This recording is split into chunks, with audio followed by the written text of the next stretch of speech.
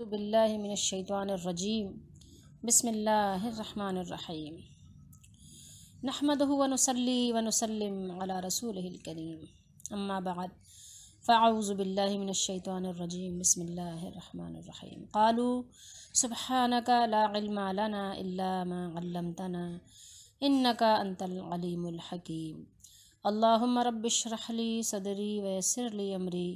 وحلل عقدۃ من لسانی یفقہوا قولی ربی زدنی علما اللہم رب اغفر وارحم وانت خیر الراحمین آمین۔ آج ہمارا موضوع ہے قرآن مجید کو سمجھنا۔ قرآن مجید کو سمجھنا آسان ہے۔ اللہ نے فرمایا یہ قرآن آسان بنایا ہے اللہ نے، اس میں کوئی ٹیڑھاپن نہیں ہے، کوئی کجی نہیں ہے،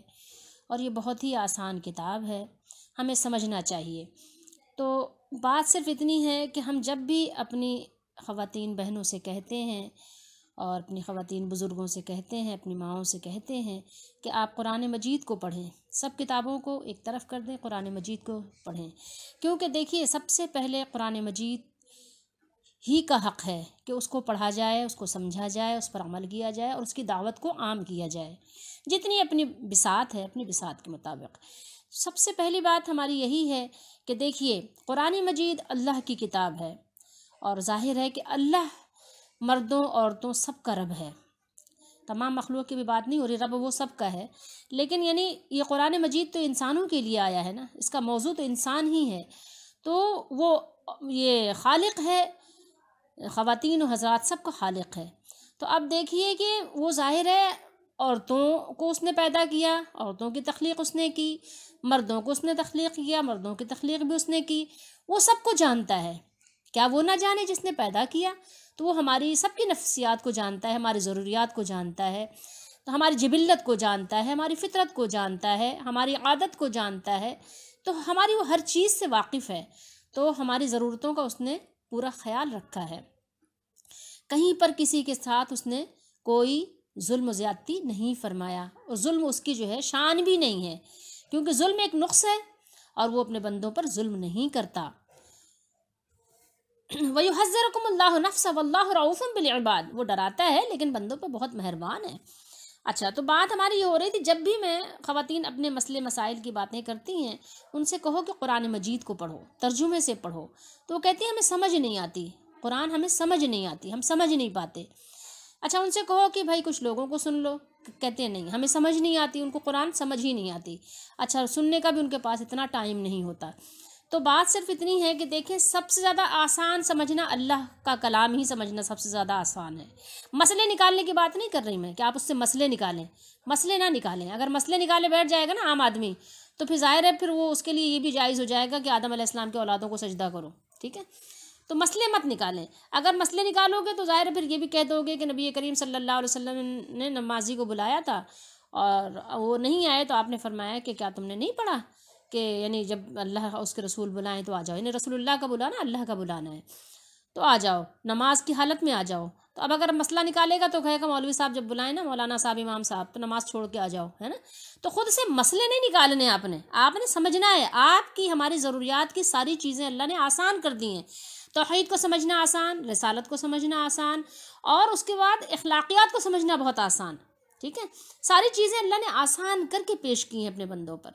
تاکہ ان کے لیے عمل کرنا مشکل نہ ہو، کیونکہ قرآن تو سب کے لیے آیا ہے۔ اب یہ تو نہیں کہ مولانا صاحب صرف قرآن پڑھیں گے اور وہی بتائیں گے تو ہم پھر سمجھیں گے، نہیں بتائیں گے تو بس پھر ہم جاہل ہی رہیں گے، نہیں۔ تو خواتین حضرات اکثر ایسی کہتی ہیں، باتیں کرتی ہیں کہ ہمیں سمجھ نہیں آتی، باجی ہمیں سمجھ ہی نہیں آتی۔ اچھا، آپ کو سمجھ نہیں آتی تو میں ان کو یہ بتاتی ہوں کہ دیکھیں آپ کوئی بھی کام جب کریں گے تو فرسٹ ٹائم آپ کو مشکل ہوگا، لیکن جب وہ آپ اس کی عادت بنا لیں گے تو آپ کے لیے آسان ہو جاتا ہے۔ پہلی دفعہ تو آپ آٹا بھی گوندیں گے تو بہت مشکل لگے گا، لیکن جب دیکھیں آپ خواتین آٹا گوندنے لگتی ہیں تو ان کے لیے 2 منٹ کا کام ہوتا ہے۔ پہلی دفعہ تو آپ روٹی پکائیں نا تو آپ کو روٹی پکانا، روٹی بیلنا ایسا لگے گا سب سے دنیا کا مشکل ترین کام ہے، لیکن جب آپ پکانے لگتی خواتین کو دیکھیں 5 منٹ کے اندر ڈھیروں روٹیاں ایسی صاف ستھری پکا کے رکھ دیتی ہیں، آپ دیکھتے رہ جائیں، کھانے والے کھاتے رہ جائیں۔ تو کوئی بھی کام پہلی دفعہ تو بہت مشکل ہوتا ہے، دوسری دفعہ قدرے آسان، تیسری دفعہ اور آسان، پھر جب آپ کرتے رہیں گے اس کو روٹین بنا لیں گے نا تو بہت ہی آسان ہو جائے گی کوئی بھی چیز، ٹھیک ہے؟ تو صرف اتنی بات ہے سمجھنے کی کہ قرآن مجید کو آپ پڑھنا ترک نہ کریں، تو انہی اپنی بہنوں کے لیے تو مجھے میرے بیٹے نے بھی مشورہ دیا، اور ظاہر حالات نے بھی، کہ ظاہر سب خواتین نہ ہی تو وہ آ سکتی ہیں، اور نہ ہی جو ہے ان کے لیے درس کو اٹینڈ کرنا آسان ہے، نہ ہی ان کے لیے سب کے لیے شرکت آسان ہے، نہ ہی سب کے پاس فرصت ہے، کسی کے چھوٹے بچے ہیں، کوئی بیمار ہے، کوئی مختلف طرح کی باتیں. تو ہم اپنے جو ہمارے درس کے حلقہ احباب ہیں ان کے لیے میں نے یہ کام پھر اللہ کا نام لے کے شروع کیا، اور اللہ ہی پائے تکمیل تک پہنچانے والا ہے. ہر کام کا جو ہے پورا کرنا وہ اللہ رب العالمین کی ہی، اس کی توفیق سے ہی یعنی پائے تکمیل تک پہنچانا ممکن ہو سکتا ہے، اور انسان کے بس کی بات نہیں ہے. تو ہم نے انہی اپنی جو ہے خواتین بہنوں کے لیے یہ کام شروع کیا ہے. اور اب میرے بیٹے نے بہت زیادہ مجھ سے اس بات کا جو ہے نا زور لگایا کہ امی آپ ایسا شروع کریں. تو میں نے کہا چلو ٹھیک ہے، اور ہماری خواتین بہنیں بھی کہ ہم آپ کو باجی آپ ہمیں بھیجیں، ہم سنیں گے. تو ہم نے کہا ٹھیک ہے. تو یہ ہے ہمارا اصل میں مقصد، کہ اللہ کا کلام ہم آپ تک اگر پہنچا سکتے ہیں تو ہم پہنچائیں، اور آپ بھی اپنی یعنی فرصت کے اوقات میں ٹائم نکالیں اور اس کو پڑھیں اور اس کو سمجھیں اور اس پر عمل کریں، اور جو آگے پہنچا سکتا ہے، اچھی بات بتا سکتا ہے تو وہ ضرور بتائے.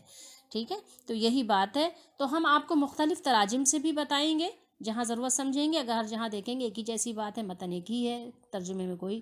فرق نہیں ہے، تو ہم آپ کو نہیں بتائیں گے. نہیں تو ہم نے مختلف ترجمے رکھے ہوئے ہیں، اور مختصر سی تفسیر بھی بتائیں گے آپ کو، کہ تفسیر کے ساتھ ہی پڑھیں گے. انشاءاللہ کوشش کریں گے کہ الحمد سے لے کے والناس تک آپ کو انشاءاللہ پڑھ کر سنائیں گے، زندگی نے وفا کیا تو آپ دیکھ لیجئے. ایک تو یہ قرآن مجید ہے، ٹھیک ہے، ضرورت پڑے گی تو اس کا بھی ریفرنس دیں گے. اور ایک یہ ہے ہمارے پاس، ٹھیک ہے، آپ کو نظر آ رہا ہے، یہ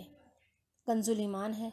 اور ایک یہ ہے ہمارے پاس تفسیر نعیمی ہے، ٹھیک ہے، اس کا بھی ہم حوالہ رکھیں گے. اس کے علاوہ ایک یہ ہے تفسیر ابن کثیر ہے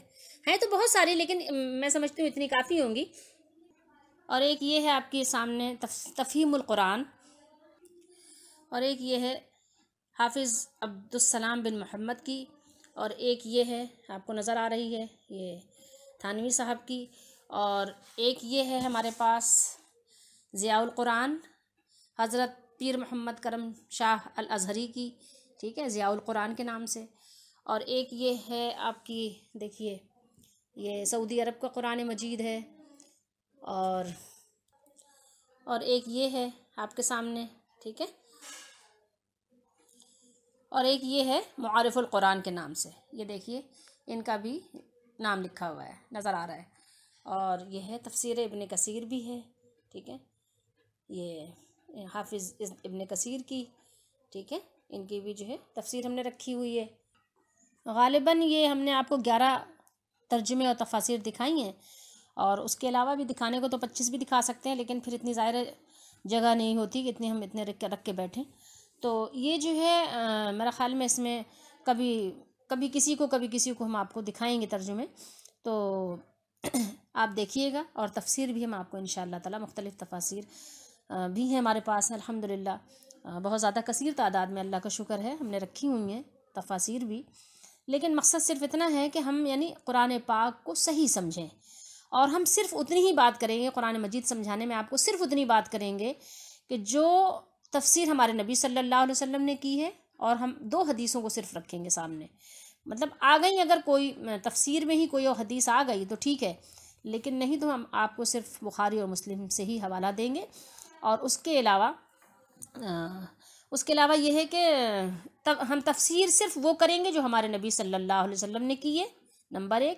نمبر 2، ہم تفسیر وہ کریں گے جو صحابہ کرام رضی اللہ تعالیٰ عنہم نے کی ہے یا سمجھا ہے، کیونکہ صحابہ کرام رضی اللہ تعالیٰ عنہم نے بھی سمجھا ہے، ٹھیک ہے، انہوں نے اپنی طرف سے کوئی بات نہیں کی ہے. اور جس کی تفسیر اللہ کے نبی صلی اللہ علیہ وسلم نے نہیں کی اور صحابہ کرام نے نہیں سمجھائی، اس کی نہیں کریں گے، ٹھیک ہے،